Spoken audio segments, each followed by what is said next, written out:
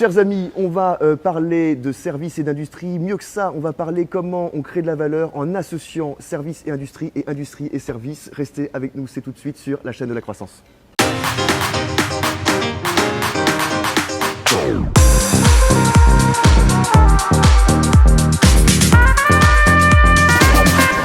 On est chez Europe Technologies, invité par Patrick Schepp. Bonjour Patrick. Bonjour Johan. Merci de nous recevoir chez vous ici. Vous avez une très belle boutique Europe Technologies qui fait à peu près 66 millions d'euros de chiffre d'affaires, 35% à l'export dans une grosse cinquantaine de pays. Et Europe Technologies, très belle boîte parce que trois natures d'activité, on va en parler. On est dans l'industrialisation des procédés de fabrication.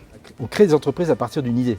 Et petit à petit, cette idée, quand on met en œuvre, on commence à faire finalement de l'ingénierie. Mon concept, c'était de dire que l'ingénierie dans l'industrie doit déboucher sur du concret.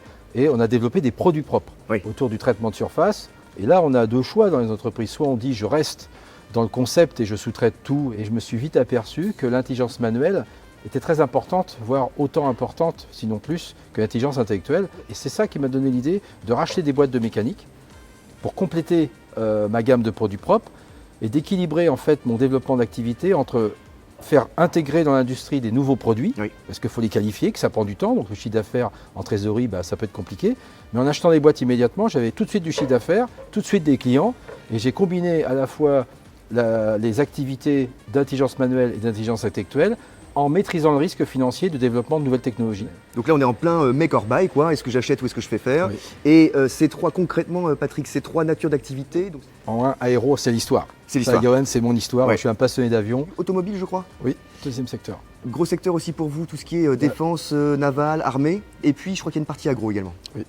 En fait, ce qui fait que notre entreprise, elle avance, c'est parce qu'on fait finalement, on appelle ça de la cross-fertilisation. Oh, j'aime bien ça. Alors, la cross-fertilisation, c'est finalement la croisée des différents domaines qui donnent les meilleures idées. On prend ce qu'il y a de mieux de chaque secteur pour faire progresser nos machines, nos moyens. La dernière partie, c'est l'intégration.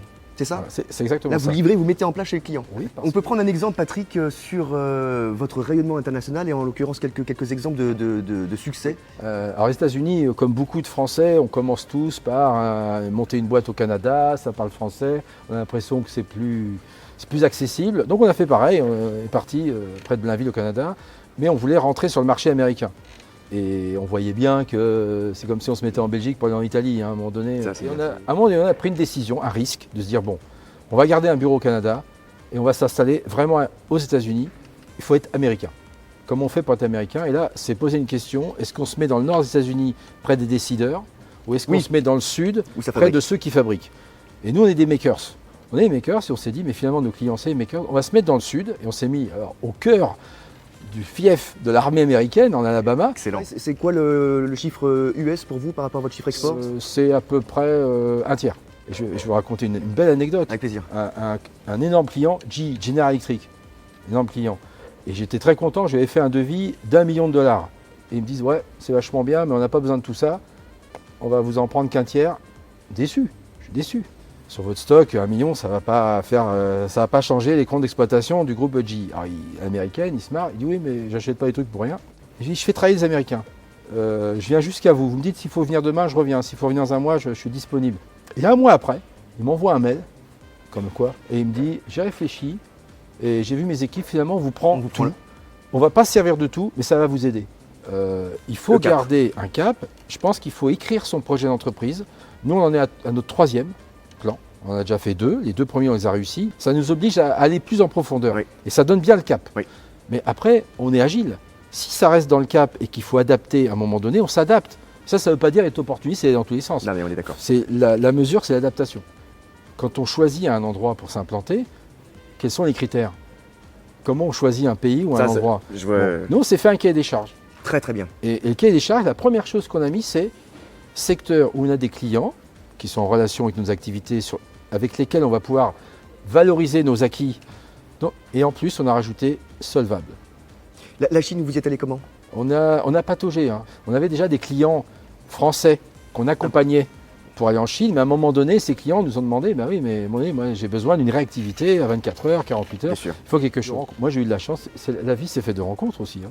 Et j'ai rencontré un monsieur, je peux donner son nom, hein, il s'appelle Chi-Fu Wang, qui dirige une multinationale chinoise. Et on a sympathisé et j'ai bien vu qu'il avait des difficultés à rentrer dans les groupes parce qu'il ne savait pas faire les pièces. Et donc j'ai été ce grand monsieur dans ses usines pour l'aider à mettre au point les premières pièces. Et grâce à lui, je me suis dit, mais où est-ce que je me mets? Eh bien dans la zone technologique, où il y a plus d'innovation, donc c'est à Hangzhou, un parc technologique, pas loin d'Alibaba. Et on s'est mis là en disant, ben, on est près de la techno, on a sympathisé avec le district, et on a raconté notre histoire au district. Et le patron du district, l'équivalent du préfet, notre histoire lui plaît. Et maintenant, j'ai sympathisé aussi avec lui, on n'a pas les mêmes idées politiques. Yoann, tu vois bien là, ce que je veux dire. Mais pourtant, il croit à notre projet. Il y a un facteur clé dans le management, c'est disons, l'affectif. Ce qui est un peu antinomique avec ce que nous, on pratique des fois dans certaines formations de management. Attention, pas trop d'affectif pour les décisions. Oui, mais alors là-bas, c'est tout l'inverse. Il faut mettre beaucoup d'affectif. Je fais partie de ceux qui pensent que l'intuition est un outil plus performant que la modélisation. Parce que la modélisation, bien sûr, elle t'amène à des conclusions bien posées, bien menées, une équation bien construite. Souvent, elle arrive trop tard. Et souvent, elle te fait peur. Dans un pays un peu comme nous, qui est quand même très intellectualisé. Oui. Où on a quand même d'ingénieurs. très bisous, oui. de moins en moins de faisous. D'ailleurs, c'est notre problème dans le recrutement. On veut des gens qui font, mais on forme des disous, on a quand même un problème. Donc, on est défenseur de l'apprentissage. Moi, j'appelle plus ça apprentissage, j'appelle ça la formation académique professionnalisante. C'est absolument passionnant. Si on devait retenir une, deux, trois idées forces de tout ce qu'on a dit. Ce qui fait que ça fonctionne, c'est d'abord qu'on a plugué 3 natures d'activités qui globalement ne sont pas tellement ensemble dans le monde autour de nous. Et du coup, ça fait un espace d'évolution pour les salariés beaucoup plus large. Le sujet 2, c'est est-ce qu'on a quand même un projet d'entreprise pour savoir ce qu'on va vendre, comment on va se positionner, quelles sont nos étapes. Et le dernier point, je pense, qui est clé, c'est le rapport humain. Pour apprendre, il faut faire, ça paraît évident, mais pour apprendre, il faut faire soi-même. Et pour faire, il faut aller sur place. Génial. Patrick, merci beaucoup. Merci Yoann. Super moment. Merci beaucoup.